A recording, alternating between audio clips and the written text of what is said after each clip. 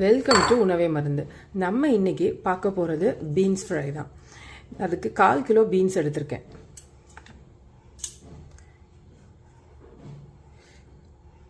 கொஞ்சம் வாஷ் பண்ணி இந்த மாதிரி கட் பண்ணிக்கலாம். இந்த மாதிரி கட் பண்ணிக்கலாம்.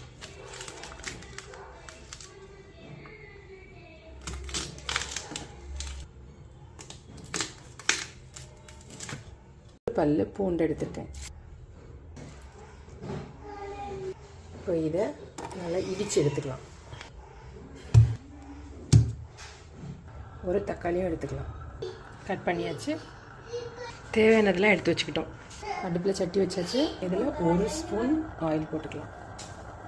இடித்து வச்ச பூண்டு போட்டுக்கலாம். நறுக்கி வச்ச மிளகாவையும் போட்டுக்கலாம். ஒரு கிண்டு கிண்டி விட்டுக்கலாம். கட் பண்ணி வச்ச பீன்ஸையும் போட்டுக்கலாம். ஒரு கிண்டு கிண்டி விட்டுக்கலாம். தேவையான அளவுக்கு உப்பு போட்டுக்கலாம். அடுப்பு ஸ்லோவில் வச்சு மூடி போட்டுக்கலாம். பண்ணி காட்டலாம்.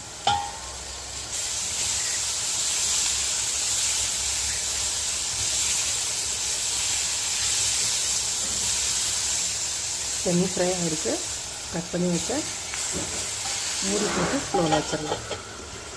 ஓப்பன் பண்ணி பார்த்துக்கலாம். சூப்பரான பீன்ஸ் ஃப்ரை ரெடி ஆகிடுச்சு.